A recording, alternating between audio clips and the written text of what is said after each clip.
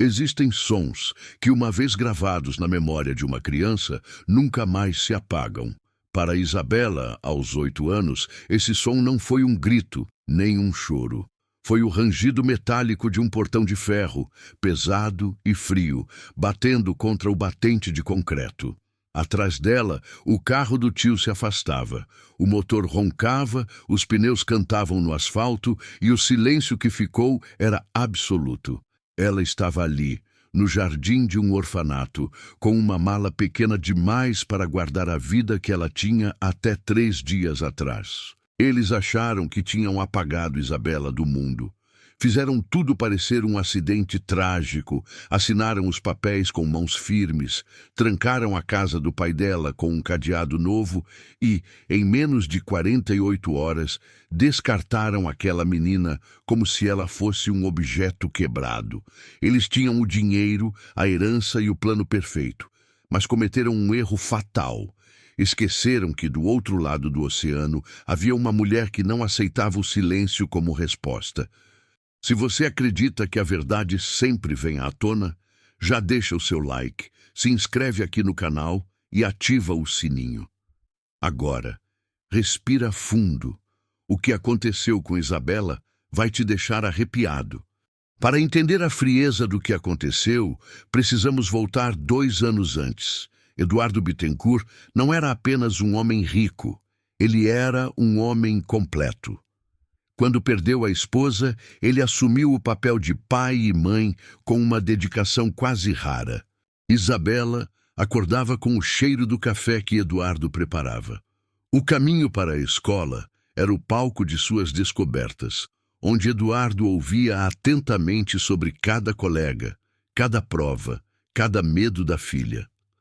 Naquele cubo de vidro no 10º andar onde Eduardo trabalhava, havia uma foto de Isabela em destaque.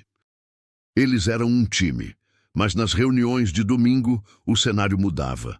Cláudio, o irmão mais novo de Eduardo, observava aquela vida com uma mistura de inveja e ganância. Vera, sua esposa, a organizadora eficiente, observava os detalhes da casa, a qualidade da mobília, o fluxo da empresa. Eles sorriam, brindavam, mas enquanto Eduardo falava de planos para o futuro de Isabela, Cláudio já fazia planos para o futuro da fortuna de Eduardo.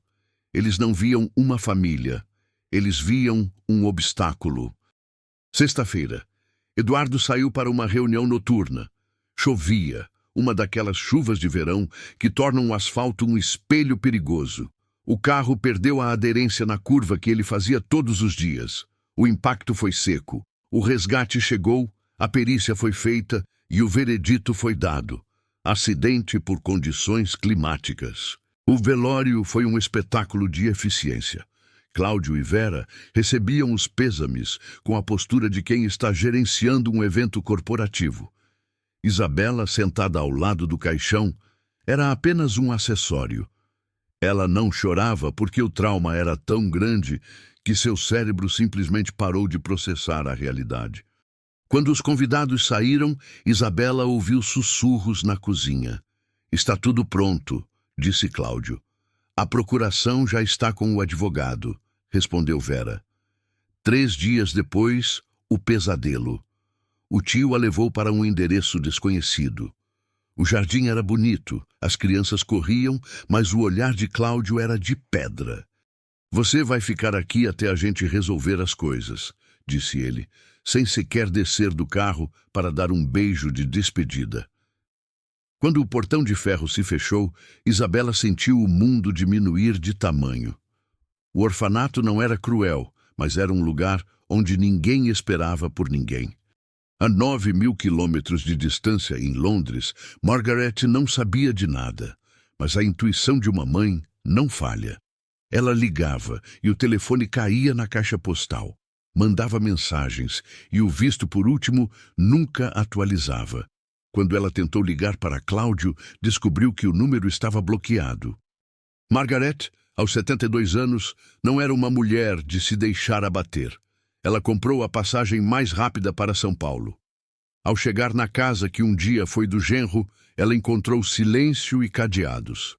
Foi preciso a sensibilidade de uma vizinha, Uma senhora de cabelos brancos que viu a angústia nos olhos de Margaret para revelar o paradeiro da criança. O resgate foi cena de filme. O momento em que o carro de luxo parou na frente do orfanato, a poeira subindo, o sol causticante de São Paulo e a pequena Isabela, desbotada pela tristeza, reconhecendo a silhueta da avó. Quando Margaret se ajoelhou e olhou para aqueles olhos, que eram os mesmos da sua filha falecida, o tempo parou.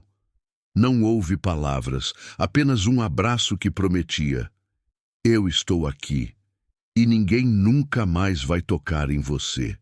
Margaret não queria apenas a guarda, ela queria respostas. Ela contratou Rodrigo, um detetive que carregava 20 anos de experiência em casos de colarinho branco. Rodrigo não demorou. Ele encontrou o mecânico que Cláudio pagou em dinheiro vivo. A descoberta foi estarrecedora.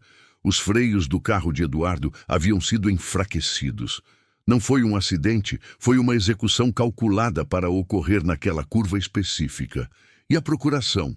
Forjada. Eduardo estava a centenas de quilômetros de distância no dia em que assinou o documento em cartório.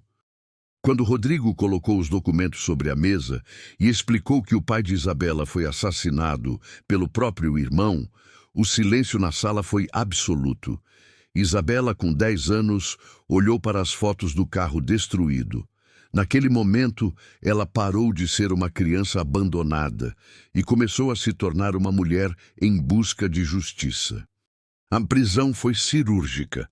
Cláudio e Vera, de pijama, vendo as algemas serem colocadas em seus pulsos, enquanto o mundo deles, construído com o sangue de Eduardo, desmoronava. O julgamento, 18 meses depois, foi o fechamento desse ciclo. Isabela, agora com 12 anos, entrou no tribunal de cabeça erguida. Quando Cláudio a viu, ele estremeceu. A menina que ele tentou descartar como lixo havia retornado como o seu carrasco moral. O juiz leu a sentença: 12 anos para Cláudio, 10 para Vera. Regime fechado. Hoje, Isabela é uma advogada criminalista brilhante em Londres. Ela dedica sua carreira a defender crianças vulneráveis. Margaret, aos 87 anos, continua tomando seu chá com a neta todas as manhãs. O que os tios de Isabela esqueceram de planejar é que a verdade tem uma força gravitacional própria. Ela pode ser enterrada por anos, escondida por planos perfeitos, mas ela sempre encontra o caminho de volta para a luz. E você? Acha que a justiça foi feita? Teria perdoado ou faria o mesmo que Isabela? Comenta aqui embaixo, eu quero muito ler a sua opinião. Não esquece de se inscrever para mais histórias reais que transformam vidas. Até a próxima.